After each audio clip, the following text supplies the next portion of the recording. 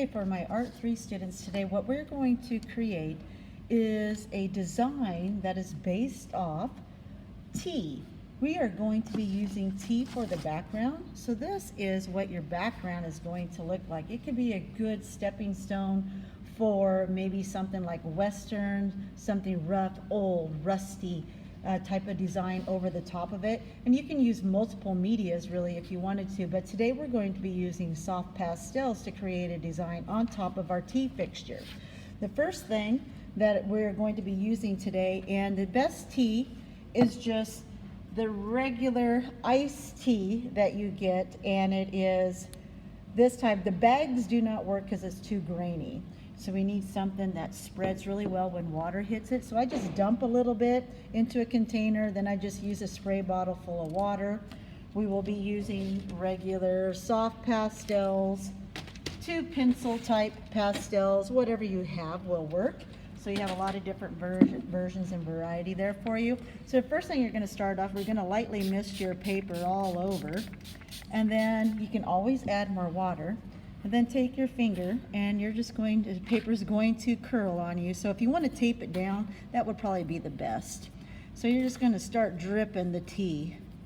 Sprinkle, sprinkle, sprinkle right over the top of your area that is all wet.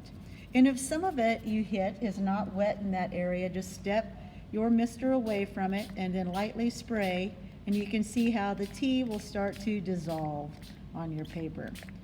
And you can put however much you want on there to get the desired effect that you like on there. And maybe do 2 of them, because sometimes your first one you have a learning experience, like I got a little bit too much there, it kind of created a puddle.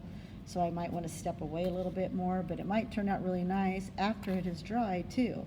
So if you do 2 of them, you can pick out the one that you like the best. So say that I'm done with my tea and it's all dry and it has turned out like this. Now I am ready to move on and maybe start my pencil drawing, find a cool picture that you like to do, maybe your own subject matter. So I'm going to do like a version of a landscape. So I'm going to do like a pine tree that is coming up. So it's going to come up from here. I'm going to try to draw a little darker so you can actually see. So the pine tree is going to run off the page.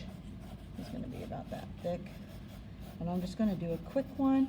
Maybe there's some branches and you can always add on to your branch and other things that you want to do. It might have some textures. Let's have a horizon line somewhere in the picture. So establish, and maybe there's a different ground level, like right in here. Maybe I'll have some grass, trees, different types of vegetation in that area. This might be grasses down here, green vegetation and plants, and then maybe water or something in the background with a, and I'm going to leave this space right here the color of my tea. The idea is not to cover up everything that you existed. So if I was doing, like, say, here's my picture, this, and you can see all the yellows in the background. Well, I don't want to cover up all of this, otherwise there's no point in putting it down.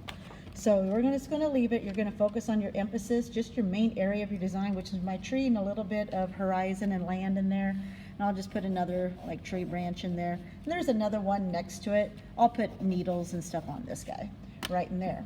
Then I'll be ready to start off with my pastels. So when you're using your pastels, make sure you practice with them a little bit so you can learn how to use the thick parts, maybe this way, or the thin points on them. So a lot of you have used pastels before in my class, so we're not really going to maintain it. If you're more comfortable, if it's a tight area, maybe use the pencils, the pastel pencils.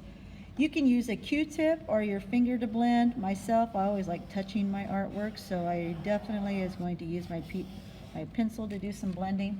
Obviously, I need a little bit of some contrast in there, some textures for the wood grain. So I also want to hide those pencil lines. I sketched a little too dark, but I wanted to make sure you were actually going to see the picture. So I'm going to put a little brown just to work in this one area in there, get a little contrast. Now I need some lights. So trying to have established like maybe 3 different types of values in my picture: a dark, a gray tone, and then a lighter area in the piece. For texture, I'm going to try using some of the pencils if I have the right color, and if I don't, I'm just going to put a color down just for demonstration purposes. So it looks like I don't have a brown in my pencil set, so I'm just going to use something just to show you, I'm going to use the blue.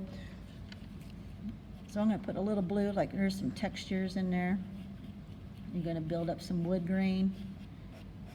I actually kind of like the blue. I always like going a little abstract anyway, using unexpected colors. Actually looks nice. But you can see how the pencils work nicely over the top of that surface also. Remember, you don't have to blend everything, because some areas, if I were to blend this out, it might disappear. So that means you'd have to go back over it and redo. Another thing that I started on was this Western, like cowboy that you see right here with his hat. And I have the hat fairly finished there.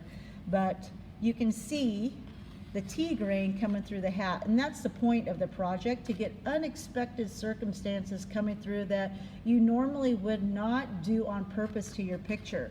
So working abstractly, different type of surfaces in your background, and I'm going to leave all of this space just to tea, because like I said, if I was covering it up, it defeats the purpose of putting the tea down. So this will be your next project, using tea as a base and soft pastels to perform your object over the top. So have fun and pick out a really cool piece.